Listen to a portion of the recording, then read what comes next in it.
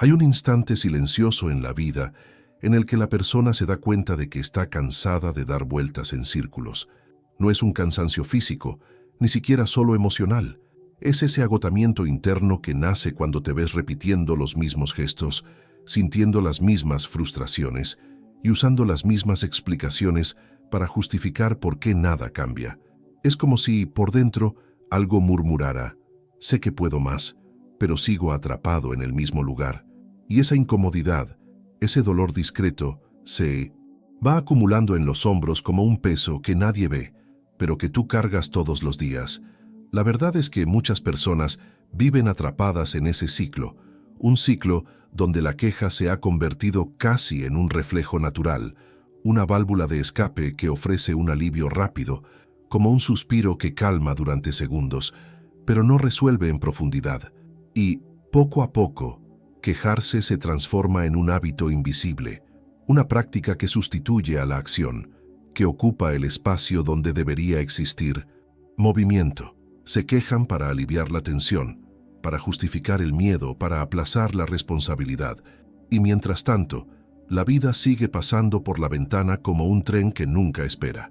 Jim Rohn decía que no puedes cambiar las estaciones, pero puedes cambiarte a ti mismo.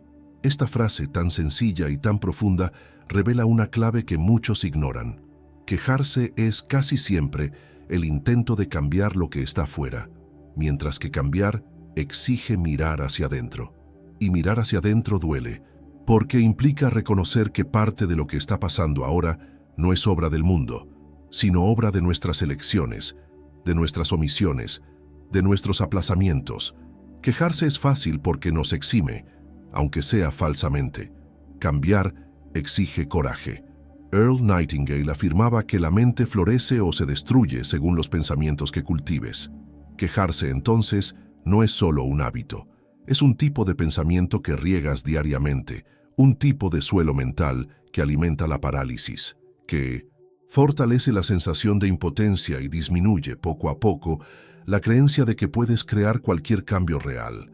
Cuando te quejas repetidamente, entrenas al cerebro para ver el mundo siempre por el lado de la carencia, del problema, de la injusticia. Y la mente que solo ve problemas no encuentra camino. El concepto central de este vídeo nace de esa percepción. La queja no es solo opinión, ni sinceridad, ni desahogo. Es una huida, una forma inconsciente de evitar la acción, de evitar la responsabilidad, de evitar el cambio que exige incomodidad. Es autopreservación disfrazada de sinceridad.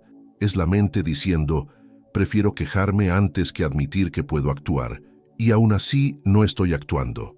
Y mientras ese mecanismo opera en silencio, la persona se convence de que está atrapada por culpa del mundo, cuando en realidad está atrapada por sus propias excusas. Pero existe un camino, un sistema, un método que corta ese ciclo de raíz y devuelve al cerebro la capacidad de actuar. Un sistema inspirado en la filosofía consistente de Jim Rohn, apoyado en la neurociencia, que explica cómo la acción reprograma el cerebro, sustentado por la psicología conductual que muestra que los hábitos cambian destinos. Y ese sistema no exige fuerza extraordinaria, ni motivación infinita. Exige claridad, conciencia y la disposición de poner la responsabilidad nuevamente en las propias manos. Lo que vas a encontrar de aquí en adelante no es un conjunto de frases motivacionales, sino 7 mecanismos prácticos, 7 pilares que desmontan la queja, disuelven la parálisis y construyen, paso tras paso, una mente activa, centrada y capaz de transformar lo que antes parecía imposible. Porque, al final, quejarse no es lo que te atrapa. Es lo que haces después de la queja lo que revela quién has decidido llegar a ser. Y este vídeo existe para ayudarte a elegir de forma diferente. Hay momentos en que la mente intenta alertarte de forma sutil, casi silenciosa, usando la queja como una especie de señal. Es como si cada lamento llevara un mensaje escondido. Algo en tu vida necesita ser ajustado. Algo está fuera de lugar. Algo está pidiendo cambio. Pero en vez de escuchar esa petición interna, la transformas en hábito. Repites, refuerzas, reciclas.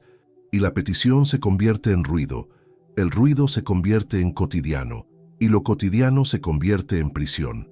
La persona pasa a creer que quejarse es solo un desahogo, cuando, en realidad, es un intento de llamarse a sí misma de vuelta al eje. La mente, en esa dinámica, busca una sensación rápida de alivio. Quejarse activa una descarga leve de dopamina, esa gota ilusoria de confort que engaña durante unos instantes y después desaparece, dejándote exactamente en el mismo lugar. La neurociencia muestra que, cuando repites esa ruta de forma constante, el cerebro aprende que la queja es suficiente, que ese alivio mínimo sustituye a la necesidad de acción. Y, cuando la acción deja de suceder, la vida deja de avanzar. Por eso, tantas personas se sienten bloqueadas. No están paradas por falta de capacidad. Están paradas porque han encontrado un anestésico socialmente aceptado, emocionalmente confortable, mentalmente disfrazado de sinceridad. Cuando te quejas, te convences de que te estás expresando, pero por dentro estás solo aplazando el movimiento que realmente cambiaría tu realidad. Es como poner hielo sobre una herida profunda. Reduce el dolor durante unos segundos, pero no cura nada. Y en algunos lugares del mundo, esa dinámica se trata de forma diferente. En culturas con mentalidad más orientada a la solución, la queja existe, pero no permanece. Surge, pero no se instala. La conversación dura poco y pronto se convierte en un direccionamiento práctico. ¿Qué vamos a hacer con esto? Es un cambio de lógica, un cambio de energía, un cambio de postura, un cambio que recuerda, de forma muy directa, la filosofía de Jim Rohn. Si algo no está yendo bien, cambia, porque nada cambia hasta que tú cambies. Pero antes de ese movimiento existe un punto de inflexión interno, un punto sencillo pero poderoso, un punto que comienza con una pregunta. Si no pudiera quejarme de esto ahora, ¿cuál sería el primer paso que tendría que dar? Esta pregunta no es un ataque, no es exigencia, no es juicio, es un espejo que elimina el anestésico y revela lo que hay detrás de la parálisis. Y, cuando el espejo se acerca, la verdad queda clara. La queja no era el problema, era la petición que ignoraste. Y a partir de ese momento, algo cambia por dentro. La persona se da cuenta de que no está condenada a repetir narrativas, que no está atrapada en excusas, que no necesita vivir en ciclos. Se da cuenta de que hay elecciones, pequeñas, discretas, casi imperceptibles, que pueden transformar una queja en movimiento. Y ese movimiento, por pequeño que sea, es siempre más poderoso que cualquier lamento, porque devuelve al cerebro lo que la queja le quita, la sensación de posibilidad, la sensación de control, la sensación de que todavía puedes elegir un camino diferente. Hay un momento casi invisible en que la mente crea una ilusión brillante. Te hace creer que, porque has entendido el problema, ya has avanzado un paso. Y eso es peligroso, muy peligroso, porque la explicación, por muy sofisticada que sea, no altera destino alguno. La explicación solo organiza el caos. La solución es la que lo transforma. Y entre una y otra existe un abismo que muchas personas pasan toda la vida ignorando. Es impresionante cómo la mente humana consigue construir justificaciones impecables. Describes el escenario, describes a las personas involucradas, describes la injusticia, describes la dificultad, describes la falta de tiempo, describes el pasado que te hirió, y mientras describes, sientes un alivio, como si hablar del problema fuera lo mismo que resolverlo. Es ahí donde la parálisis se instala sin hacer ruido. La persona cree que está procesando, reflexionando, desahogándose, cuando en realidad está solo preservando su propio estancamiento. La psicología muestra que al cerebro le encanta esa sensación de explicación. Explicar reduce la tensión interna, disminuye la incomodidad, crea una impresión de orden. Pero ese orden es postizo, es solo superficie. Cuando explicas demasiado, la energía que debería convertirse en acción se disuelve en el discurso. El habla sustituye al movimiento. La narrativa sustituye a la responsabilidad y el día pasa, y la semana pasa, y la vida pasa. Jim Rohn siempre dejó esto claro. Nada cambia hasta que tú cambies. No importa lo elocuente que sea tu análisis, no importa lo convincente que sea tu justificación. Mientras estés narrando más que actuando, el mundo permanece exactamente en el mismo lugar.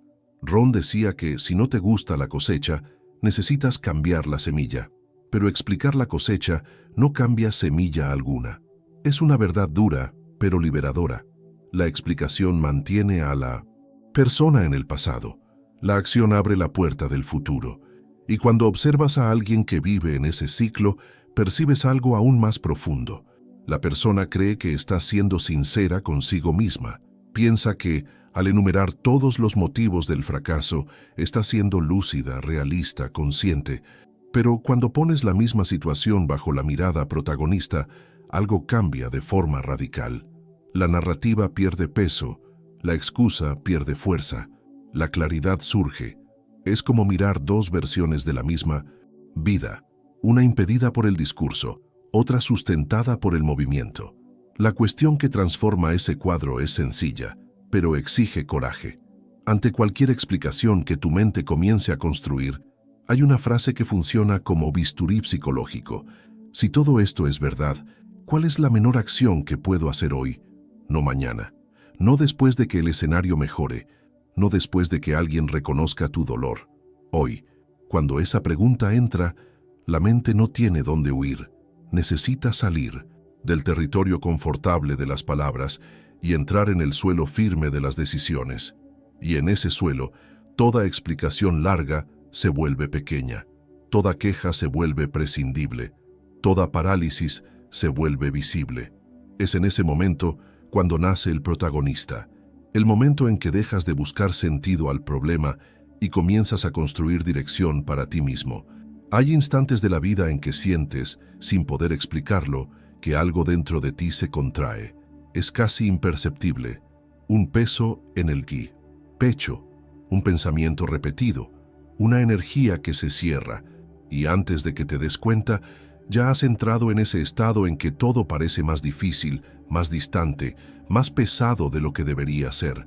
Es en ese momento cuando surge la queja, no como rebeldía, sino como defensa, como si fuera la única forma de aliviar la incomodidad inmediata sin necesidad de tocar la realidad. El cerebro entiende la queja como alerta, como amenaza, como si algo estuviera fuera de tu control y por tanto fuera peligroso. La amígdala, el centro emocional que responde al miedo y al estrés, se enciende como un faro en tempestad. Y cuando se enciende, el córtex prefrontal, responsable de las decisiones, el enfoque y la acción, pierde fuerza. Es como intentar construir una casa en medio de un terremoto. Nada se sostiene.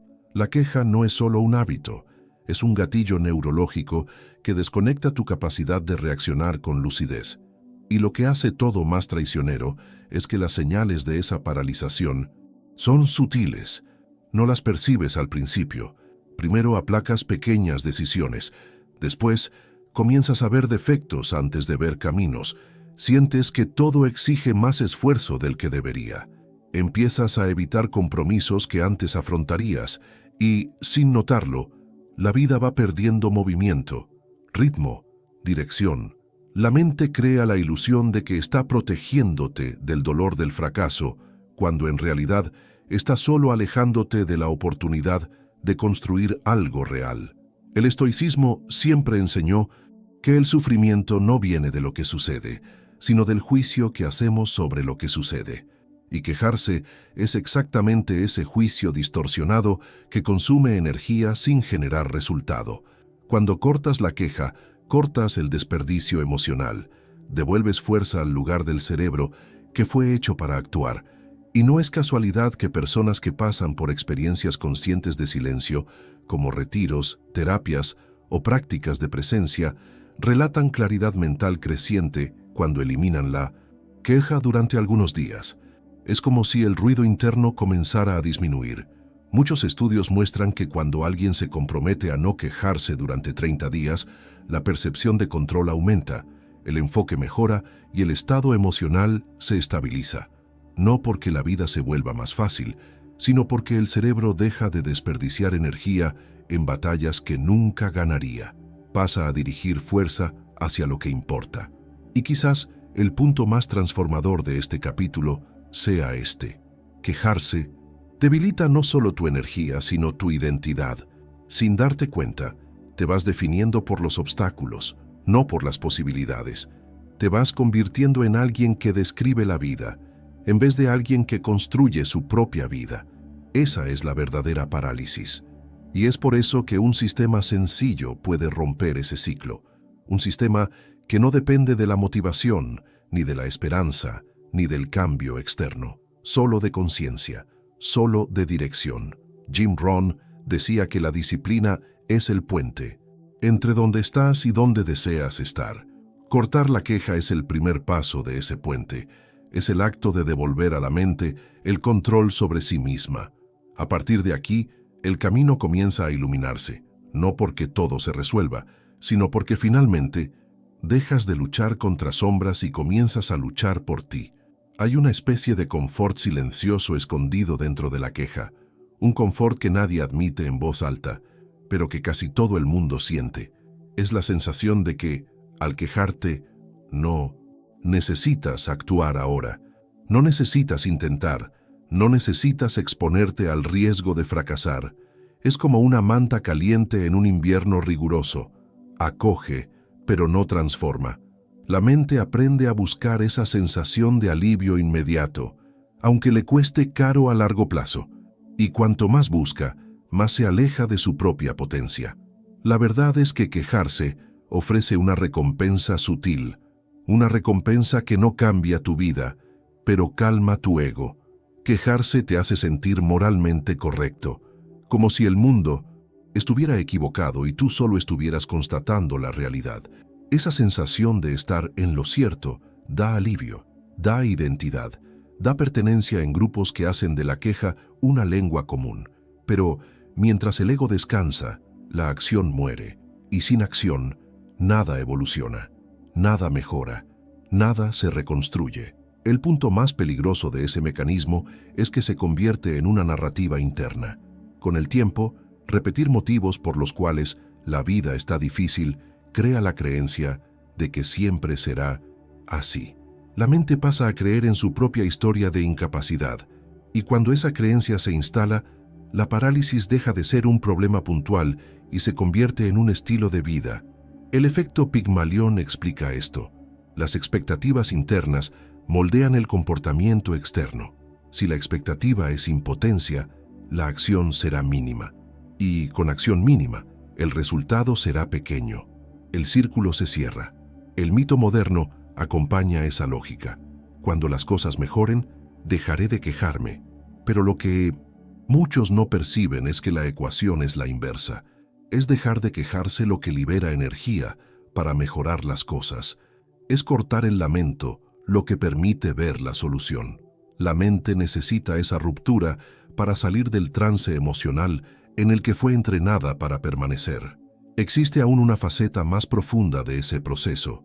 Quejarse crea una ilusión de grandeza moral, como si, al denunciar fallos externos, te convirtieras en superior al propio problema.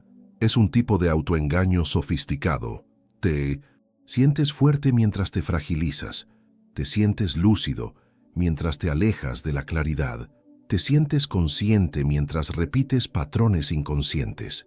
Ese contraste es lo que hace que la queja sea tan seductora. Entrega orgullo, pero quita poder.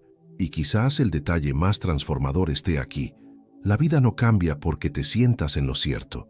La vida cambia cuando te sientes responsable. Quejarse te mantiene en el primer estado. La responsabilidad te empuja hacia el segundo.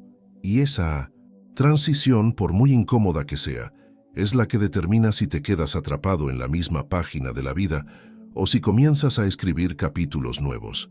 Por eso, mirar de frente a la queja que más repites es como iluminar una habitación que estaba oscura durante años.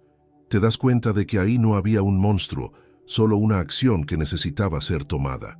Y te preguntas, sin desviar la mirada, si no pudiera quejarme de esto nunca más, qué estaría obligado a hacer.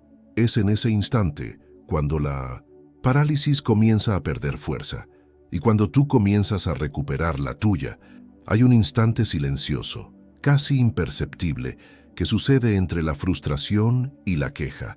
Es un espacio minúsculo, tan rápido que muchas veces pasa desapercibido, pero es en él donde habita la posibilidad de cambio. Cuando te das cuenta de que el dolor que sientes no es enemigo, sino una petición interna de evolución, algo comienza a reorganizarse dentro de ti. Jim Rohn decía que la vida responde a la disciplina, no al desahogo. Y esa frase, por muy sencilla que parezca, esconde uno de los mecanismos psicológicos más poderosos que existen, la capacidad de convertir emoción en dirección. La frustración solo se vuelve paralizante cuando no encuentra camino para transformarse. Se acumula, se repite, se extiende por los pensamientos creando ruido, creando peso, creando ese agotamiento interno que drena la motivación. Pero cuando la diriges hacia un propósito, incluso pequeño, deja de ser obstáculo y comienza a funcionar como combustible. La neurociencia muestra que cualquier movimiento, incluso mínimo, interfiere en el ciclo de amenaza del cerebro y activa áreas responsables de la toma de decisiones y el sentido de control. La acción reduce la ansiedad, la acción clarifica, la acción reorganiza la mente. Por eso, transformar la frustración en movimiento es un proceso que comienza con percepción. El primer paso del método es ese: percibir el gatillo emocional. No huir, no negar, no minimizar, solo reconocer el instante en que algo dentro de ti se contrae. Ese reconocimiento ya es un acto de presencia, ya es un acto de fuerza, y es él quien abre la puerta para la segunda etapa: conversión. Convertir significa transformar lo que sientes en algo que puede ser construido. Cuando la frustración apunta hacia cansancio, quizás el objetivo sea recuperar energía. Cuando apunta hacia estancamiento, quizás el objetivo sea evolución. Cuando apunta hacia injusticia, quizás el objetivo sea reposicionar límites. El gatillo siempre muestra el rumbo, aunque sea de forma bruta, caótica, atravesada. La mente, al percibir ese rumbo, deja de girar en círculos, encuentra dirección. La tercera etapa es la acción, pero no la acción grandiosa, heroica, imposible de sostener. La acción mínima de 5 minutos, el movimiento que rompe el patrón, el primer ladrillo de una pared entera. Las investigaciones del comportamiento muestran que las microacciones son capaces de reprogramar el cerebro para la consistencia, porque son demasiado pequeñas para generar resistencia mental y suficientemente grandes para generar progreso. Es en este punto cuando el cambio deja de ser teoría y se convierte en vida real. Quizás la mayor belleza de este sistema esté en cómo devuelve autonomía. Basta observar a alguien que decide dejar de quejarse del trabajo y en su lugar estudiar 20 minutos al día para volverse más valorado. En pocos meses, no es solo el conocimiento lo que cambia, es la postura, la claridad, la energía. La queja que antes drenaba se transforma en dirección que fortalece. La vida comienza a responder de otra forma, porque la persona comenzó a moverse de otra forma. El diario de transmutación es la herramienta que sustenta ese proceso. No sirve para registrar problemas, sirve para registrar conversiones. Sirve para entrenar al cerebro a no quedarse en el gatillo emocional, para entrenar la intención a convertirse en movimiento, para entrenar al cuerpo a entender que la emoción no es barrera, sino materia prima. Queja, emoción, objetivo, acción de 5 minutos. Esa es la línea que reconstruye, esa es la línea que libera, esa es la línea que transforma. Y, cuando repites ese ciclo, día tras día, la frustración deja de ser señal de impotencia. Pasa a ser el recordatorio de que existe algo en ti pidiendo avanzar. Así es como cambia la vida. Un pequeño movimiento en el lugar exacto donde antes nacía una queja. Así es como cambias tú. Así es como se deshace la parálisis. Hay un momento en que la persona no se da cuenta de que, mientras señala con el dedo al mundo, algo dentro de ella se deshace en silencio. La queja parece pequeña, parece inofensiva, parece solo un desahogo casual, pero detrás de cada vez que repites "no hay manera", "no se puede", "no es posible", existe una frase aún más profunda siendo registrada dentro de ti: "yo no puedo". Es aquí donde la queja deja de ser palabra y pasa a ser identidad. Y es aquí, sin darte cuenta, donde muchos comienzan a atacar justamente aquello que sustenta toda evolución: la reputación interna. La reputación interna es el modo en que te ves a ti mismo cuando nadie está mirando.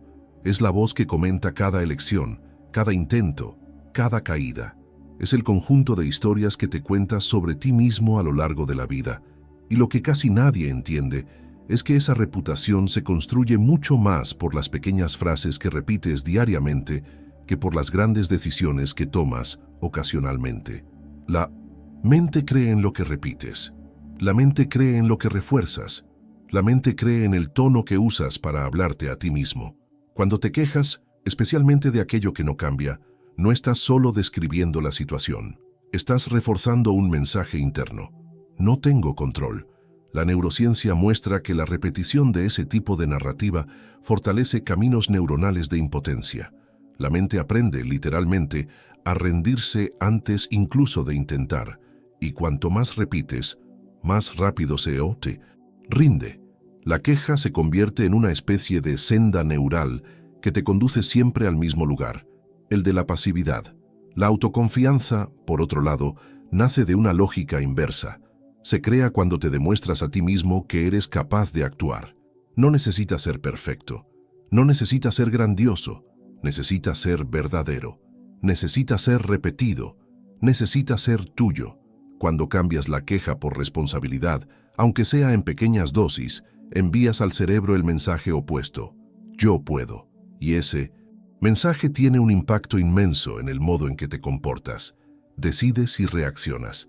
Lo más curioso es que quejarse suele dar la sensación de dignidad, como si estuvieras del lado correcto de la historia, como si el mundo fuera injusto y tú fueras lo suficientemente lúcido para percibirlo.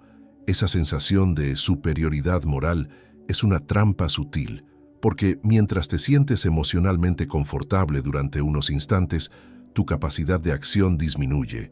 Quejarse alivia el pecho, pero debilita las piernas. Da voz al descontento, pero corta el camino del cambio. Cuando piensas en reputación, sueles imaginar lo que el mundo piensa de ti, pero la verdad es que esa es la reputación menos importante. La que realmente sostiene tu vida es la que construyes íntimamente, cuando estás solo. Es la opinión que guardas de ti, que confirmas o destruyes con cada palabra que repites. Si insistes en quejarte, insistes en reforzar la idea de que no eres capaz. Si insistes en asumir responsabilidad, insistes en reforzar la idea de que estás al mando. Generaciones anteriores entendían esto de un modo casi instintivo. Vivían en condiciones más duras, donde la acción era la única alternativa. Hoy, con la facilidad de expresar descontento, la queja se ha convertido en una válvula de escape cultural. Pero esto tiene un precio alto. Desarraiga la fuerza interna, distorsiona la identidad, debilita la imagen que proyectas hacia ti mismo.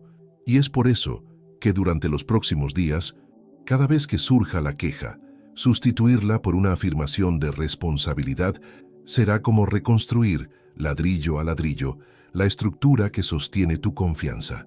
No es para culparte, es para liberarte. Decirte a ti mismo: elijo hacer algo al respecto ahora. Esta frase no resuelve todo inmediatamente, pero crea la fundación de algo que la queja nunca creará: protagonismo. Cuando proteges tu reputación interna, todo a tu alrededor comienza a reorganizarse, porque finalmente estás fortaleciendo a quien necesita ser fuerte, tú mismo. Hay ambientes que parecen silenciosos por fuera, pero cargan una vibración pesada, casi pegajosa, que envuelve el cuerpo y deja la mente lenta. Ambientes donde toda conversación comienza con un lamento, termina con un culpable y nunca pasa por la responsabilidad. Y, sin darte cuenta, pasas a respirar ese aire emocional, a repetir esas frases, a pensar como ese grupo piensa, porque la mente humana es profundamente permeable, absorbe el clima del ambiente mucho antes de percibir lo que está sucediendo. Toda queja es una semilla emocional, y las semillas se esparcen. Una persona vierte insatisfacción, otra está de acuerdo, otra añade un punto, otra trae un problema más. Y cuando te das cuenta, estás dentro de un ciclo colectivo donde nadie está realmente intentando transformar nada. Todos están solo alimentando el mismo estado de impotencia. Y lo más peligroso de ese ciclo es que parece social, parece inofensivo, parece incluso una forma de conexión. Pero en el fondo es una corriente de drenaje mental. La neurociencia explica que las neuronas espejo captan emociones, expresiones y lenguajes del ambiente. Absorbes patrones sin darte cuenta. Convivir con personas que se quejan todo el tiempo altera tu tono emocional, tu disposición e incluso tu interpretación de la realidad. Y lo más aterrador es que esto sucede de manera silenciosa.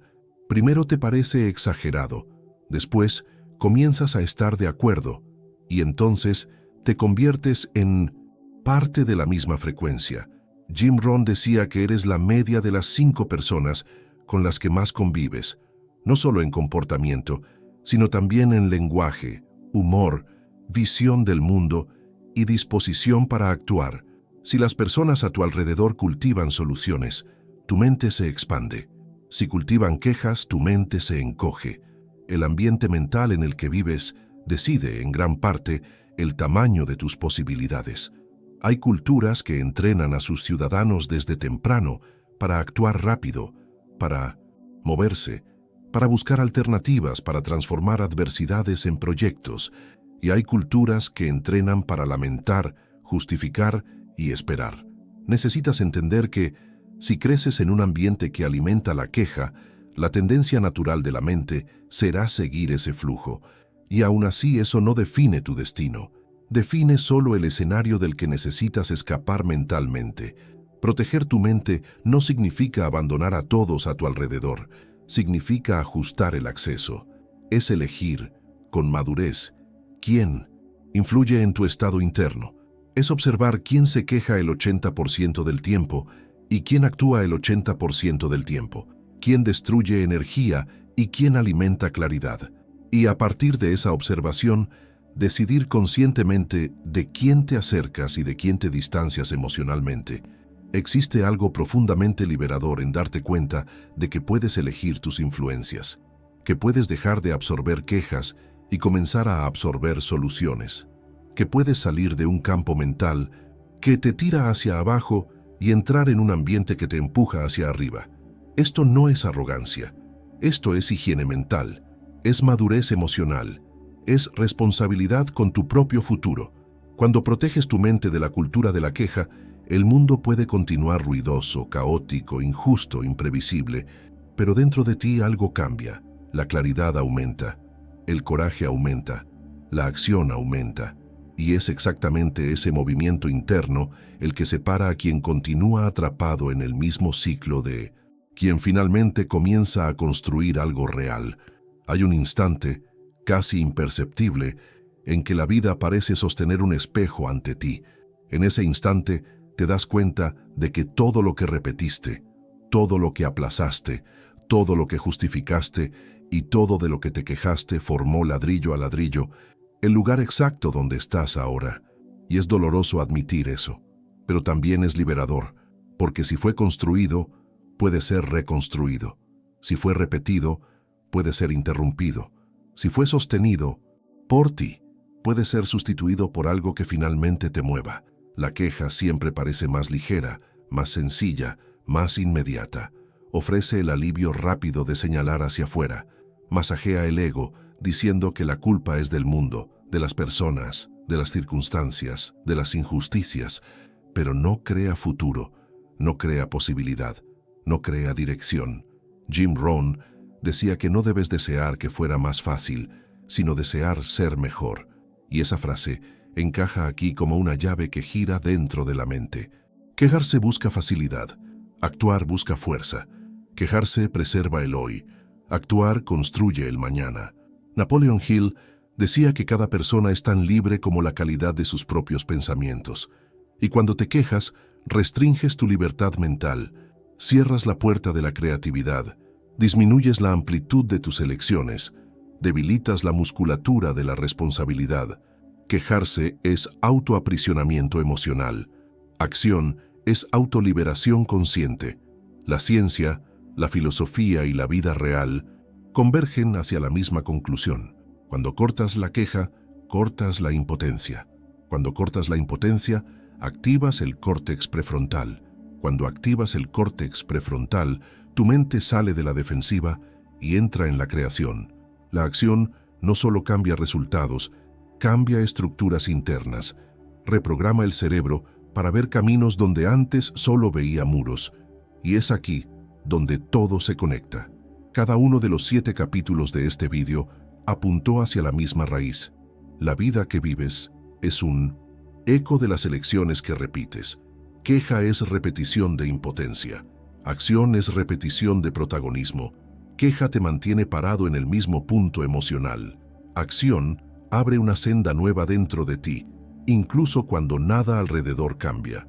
La pregunta que queda, silenciosa y firme, es: ¿qué parte de tu vida está pidiendo menos queja y más decisión? Quizás sea tu salud, tu trabajo, tus finanzas, tus relaciones, tu propósito.